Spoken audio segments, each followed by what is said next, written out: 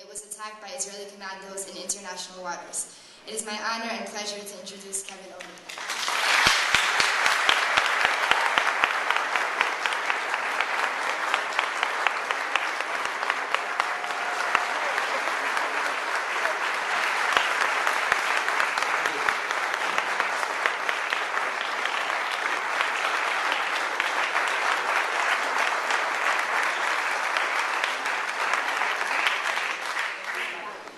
Brothers and sisters, Ikhwani wa Akhawati, Akadesha, Assalamu alaikum, peace be on all of you. It's an honor to speak at this great church, and great thanks to Reverend Daughtry for inviting us back here again. He's right, I have fond memories of this place. This time last year, stuffing bags full of aid to take to the stricken people of Gaza, a mission which was led, amongst others, but by no one more so than by Councillor Charles Barron, a man who again has shown his leadership this evening. If I may make one domestic political point at the beginning. In my experience, it's extremely important that if political figures speak out over Palestine, it's vital that those of us who stand with Palestine support them and ensure that they are returned on our country.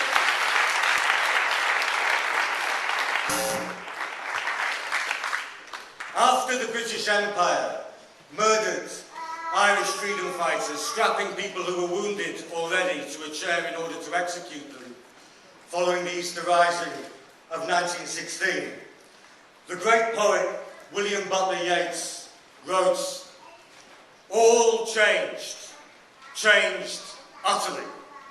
A terrible beauty is born." Today we might add to the second part, the couplets, a new phase of struggle is born, but at a terrible, almost unbearable price. Nine brothers taken from us aboard the Mavi Marmara. Dozens more wounded by gunshots to the head, to the abdomen, and to the limbs. Their blood is now lapping on the shores of Gaza. But their blood was not shed in vain, because the tide has turned, and we must seize this time to make a lasting change to the people of Palestine, the Middle East, and around the world. We remember them. I remembered them on the Monday night after the assault, bound in an Israeli dungeon in the Negev desert. It is a place where any self-respecting friend of Palestine would be honoured to spend just 1 minute in such a place. I remembered the brother who was shot through the leg, just 1 metre in front of me. The one shot through the abdomen, 50 centimetres to the right of me. Where we were, there were no Israeli commandos within the immediate proximity. It is simply unfeasible for anyone to maintain that the people who fired those shots from above, not within our line of sight, in any sense could feel threatened by the two men who were shot either side of me. Simply unfeasible, a complete and utter lie. It's also a lie in the shooting dead of Jevdet Kilichla, a young man who left a wife and 2 children, a photographer. He was holding a stills camera. Again, not one Israeli commando within the immediate vicinity, but he was shot through the forehead, the high-velocity bullet blowing away the back third of his skull, cradled by a friend of mine, Nicky Enchmarch, as the last few seconds of his life passed away.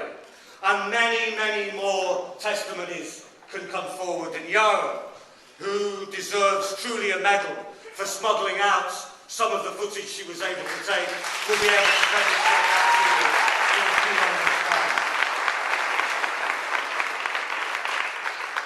It is not evidence, of course, that will be marshalled in the Israeli so-called impartial inquiry which they've launched and to which the United Nations Security Council, the United States and Britain have acquiesced. This is a whitewash inquiry. It's an inquiry whose external participants include a man called David Trimble, a Northern Ireland politician who has his own responsibility when it comes to talking of tyranny and injustice, but who, amongst other things, is a founder member of a new Friends of Israel initiative launched only 2 months ago. He is on the impartial inquiry. They won't hear this evidence, but the evidence is being gathered, recorded meticulously, and there will be legal actions in many jurisdictions around the world and a truly independent tribunal. And I can tell you now that the Emir of Kuwait, the Emir of Qatar, has publicly stated that he will underwrite all legal actions, civil and criminal, against the Israeli state over these atrocities. But you know, the thing about whitewashes, which any painter or decorator will tell you, is that if you slap whitewash on too thick and too quick, it begins to peel as soon as you put it on the window or on the wall. The British establishment has just found this out. 38 years ago, they commissioned a shotgun inquiry into the Bloody Sunday massacres which killed 14 people, the Widgery whitewash. And it's just been overturned by the Savile inquiry, and the truth is out, and the apologies are coming. 38 years too late, but justice will not be denied forever. And justice in this case will not be denied.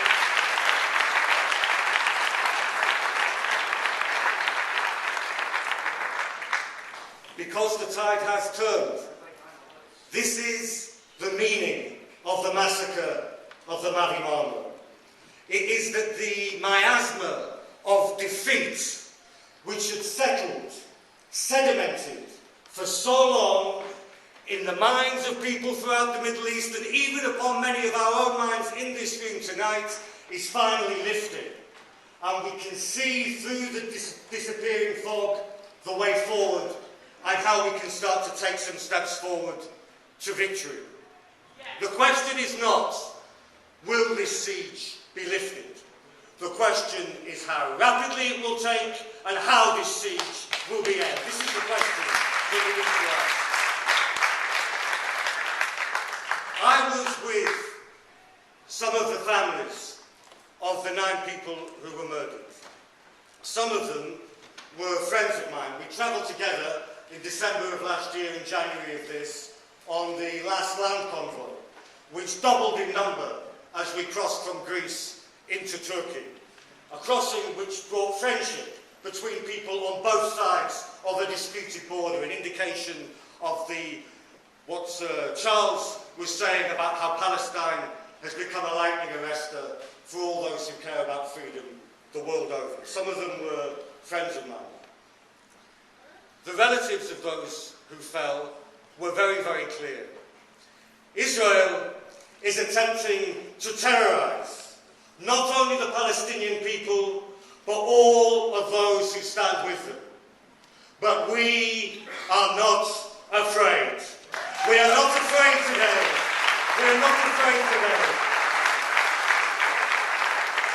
And we will not be afraid in the future missions which are coming soon, about which I want to say something about in a second part of the speech, so forgive me if this doesn't speak too directly about how the movement, in my view, can begin to take crucial steps forward, but because of the enforced absence of our friend from Turkey, an outrageously enforced absence of our friend from Turkey, I'm going to have to speak again towards the end and address those questions. But we need now to think strategically. We need determination, and we also need to think strategically.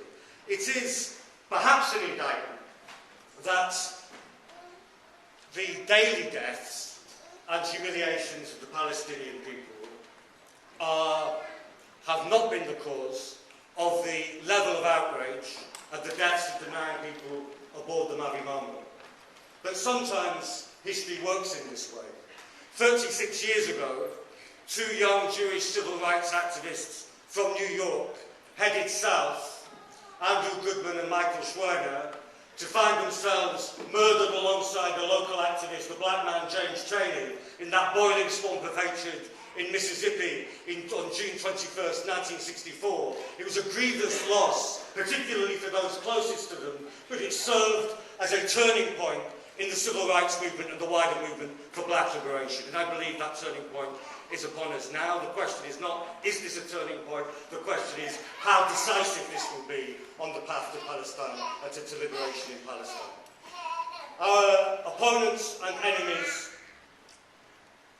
are on the back foot, but they're running fast to try to get back onto the front foot, and we must understand what they're trying to do. First of all, they're attempting to isolate, to denigrate, and to calumniate against the government of Turkey, the people of Turkey, and in particular, the magnificent civil society organisation, the İHA, led by Bülent Yıldırım.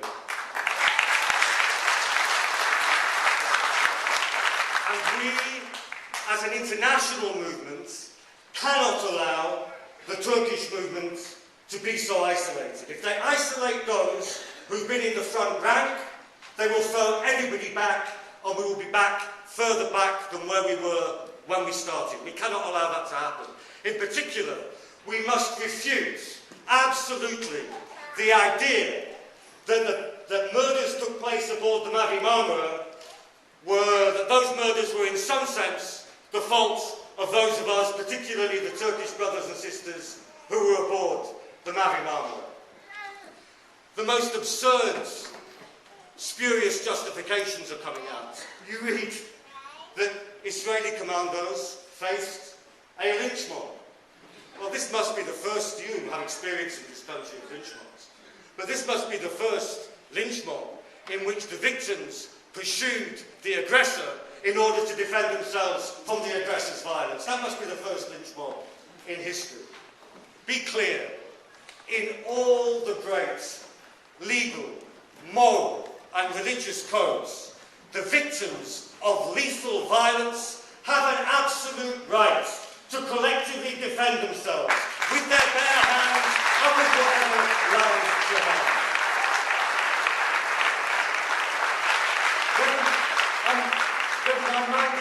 I'm minded of what Malcolm might have said about this. Perhaps he might have said, we didn't land on Israel, Israel landed on us.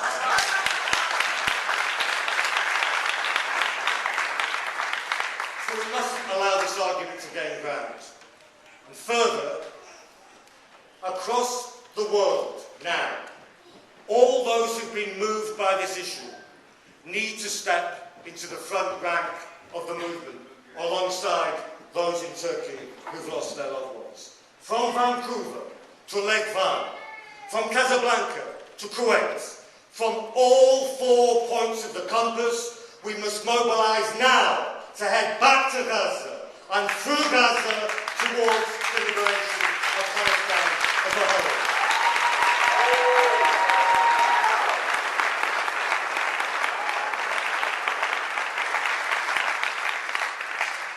This is the Sharpeville and the Soweto of the movement of solidarity with the Palestinian people, not of the Palestinians themselves. For the Palestinians have seen more and more massive massacres than that which took place 2 weeks ago aboard the Mavi Marmara. From Deir Yassin, through Black September, through Sabra and Shatila, through the assault, the atrocities against the people of Gaza 18 months ago. Not of the Palestinians, but of the movement of those who stand with them, the Sharpeville and the Soweto. And we must recall, remember and treasure the lessons of the great struggle against apartheid. There was a time when apartheid seemed invulnerable, invincible. A time when it would say it did not care about UN security resolutions, just as Israel does today. A time when it said that it did not care about any government's attitude, provided it continued to have the support of the United States of America, or at least its government, just like Israel does today.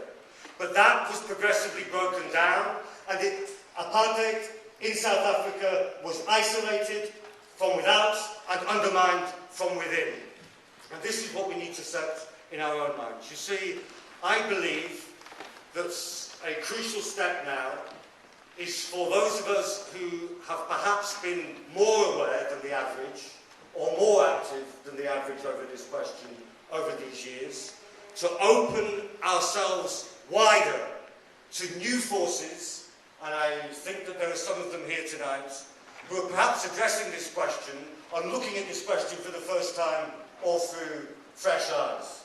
People who've been moved as never before by the atrocities on the Mavi Marmara. That's happening in the United States. There was a very important article in the New York Review of Books 2 weeks ago which analysed a survey of opinion of young Jewish people in the United States of America. It found an increasing number of young Jewish people who do not have a blank check for Israel, but hold Israel to the same universal standards of behaviour that everybody else should be held to. This is an important step forward. There will be others asking this question: how is it that every year the White House's billions of dollars of subventions to the State of Israel are voted through by the Congress to pay for the weapons, the very bullets, the 5 bullets that were fired into the body of Furkan Doğan, an American citizen? What is in it for the average citizen in the United States of America to pay a foreign power to kill your own citizens? These are questions that must be asked. They're questions we must encourage other people to ask. And we should have no fear at all about how far and wide this movement can go. The attempts to silence and intimidate are weakening. A journalist asked me before this meeting, was I concerned about the protest outside? I said, what protest? I couldn't see a protest with a flood of people who were coming in. I first spoke on the subject of Palestine in New York City at Columbia University 18 years ago in the fall of 1992. It was a big meeting. We had 500 people. Problem was, only about 30 or 40 of them supported us, and the rest of them were on the other side. That's not the case now. My friend and comrade George Galloway was speaking in Texas, in Dallas, on the night of the massacre of the Mavi Marmara. 1,200 people turned up for a meeting in Dallas. These are the numbers that we can think now. And if we can change the public opinion here, and in Europe, but above all here, if our movement can become more than a movement of activists. You see, every movement needs activists, but we cannot just be a movement of activists. We must become a movement of people, a movement of social forces, a movement of the mass democratic forces in this country and in the Middle East that have the key to liberate the people of Palestine. This is the challenge that we face now. I want to return to perhaps some of the concrete steps later. Remember the struggle against apartheid. Remember, the apartheid abomination could murder 69 people in Sharpeville. It could gun down Hector Peterson and hundreds of school students in Soweto. It could torture and execute our prince, Steve Biko. It could assassinate our lion, Chris Hani. But the giant Mandela did walk free. Apartheid did fall. Gaza will be liberated. The siege will be lifted. The apartheid wall will fall. Together,